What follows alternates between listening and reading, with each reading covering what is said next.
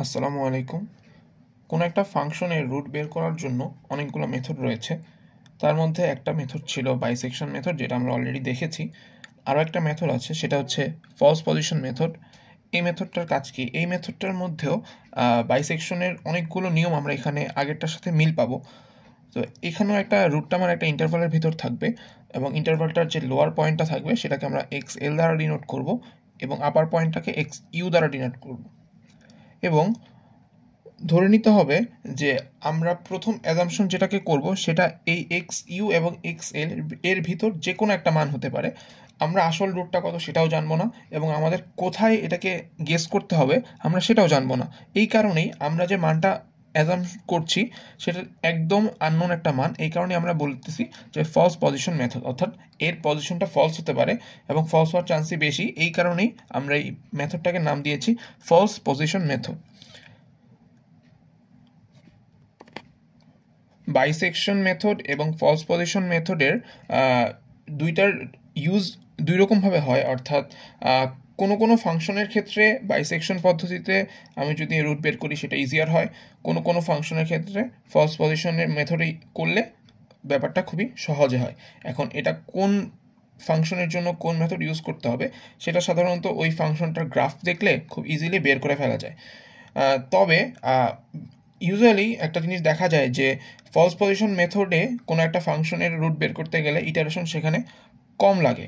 এর একটা কারণ হচ্ছে, আমরা যখন বাইসেকশন মেথডে কোনো একটা ফাংশন রুট বের করি, আমাদের প্রত্যেকটা ইটারেশন কী করতে হয় যে এক্স ইউ এবং এক্স এল এই দুইটার ঠিক মাঝামাঝি যে পয়েন্টটা সেটাকে আমরা এক্স আর অর্থাৎ রুট হিসেবে কল্পনা করে নিচ্ছি।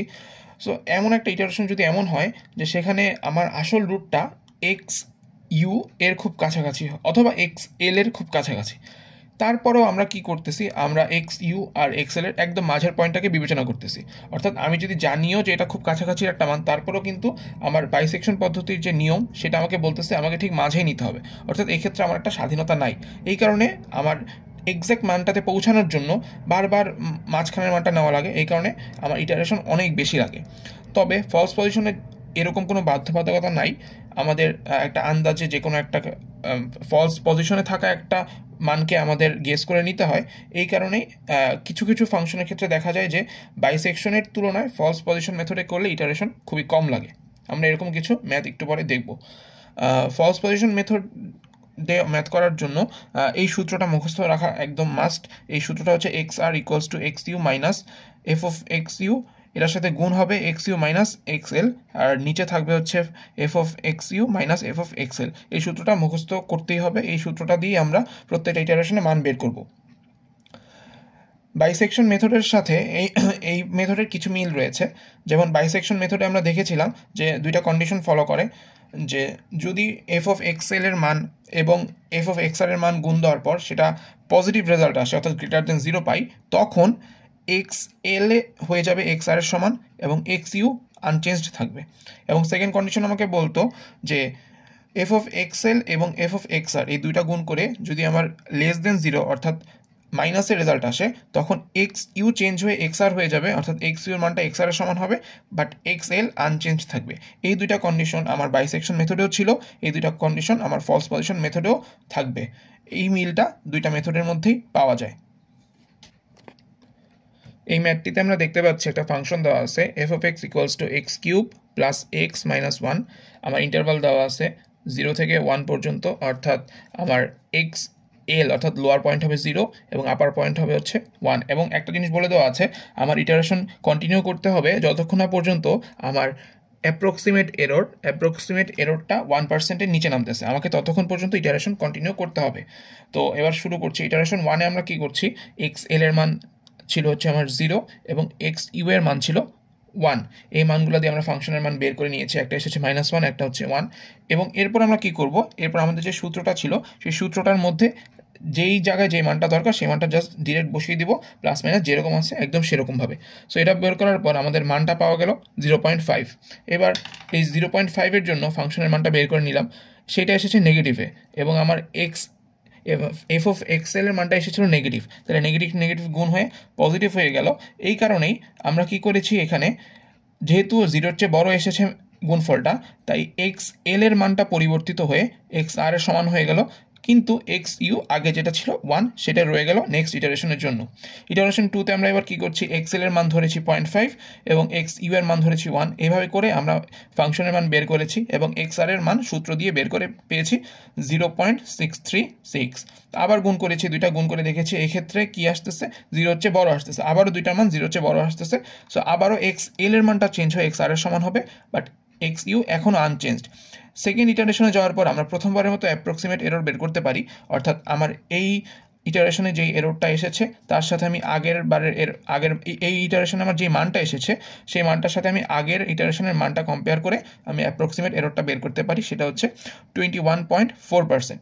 আমাকে বলেছিল যে 1%-এর নিচে যাওয়া পর্যন্ত আমাকে এটা কন্টিনিউ করতে হবে।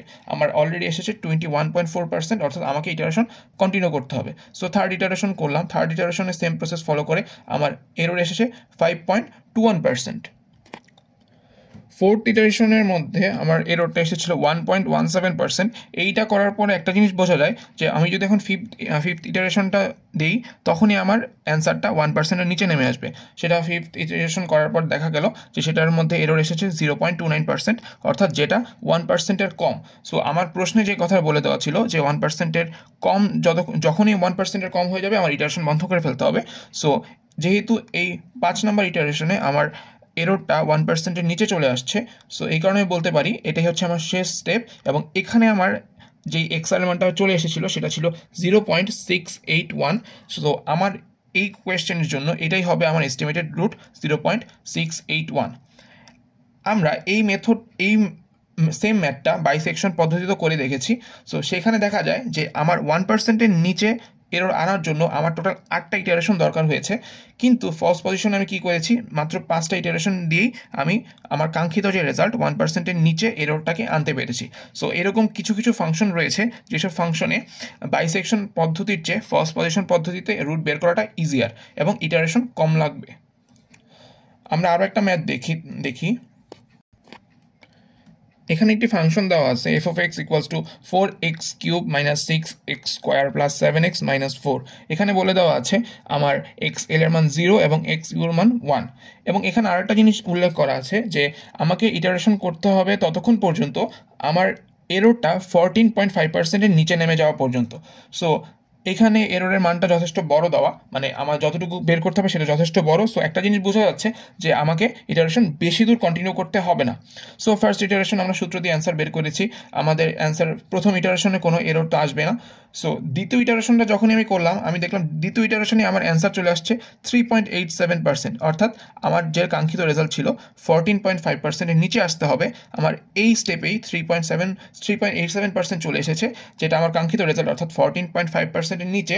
সো আমার এই ক্ষেত্রে আর পরবর্তী ইটারেশনে কন্টিনিউ করার কোনো দরকার নাই এবং এই ইটারেশনে আমার যে রেজাল্টটা এসেছিল অর্থাৎ 0.832214 এটাই হয়ে যাবে আমার এই ম্যাথের জন্য এস্টিমেটেড রুট। এবং এই ক্ষেত্রে যেহেতু আমার কাঙ্ক্ষিত রেজাল্টটা চলে এসেছে, আমার কিন্তু এই যে আবার F of XL F of XR এর গুণ করে সেটা পজিটিভ আসতেছে না নেগেটিভ আসতেছে, কোনটা চেঞ্জ হবে কোনটা আনচেঞ্জ থাকবে, এই জিনিসটা আসলে আমার দেখানোরও দরকার নেই, কারণ আমার নেক্সট ইটারেশনে জিনিসটা যাচ্ছেই না। তো এভাবেই ফলস পজিশন মেথড দিয়ে বিভিন্ন ফাংশনের রুট বের করা যায়।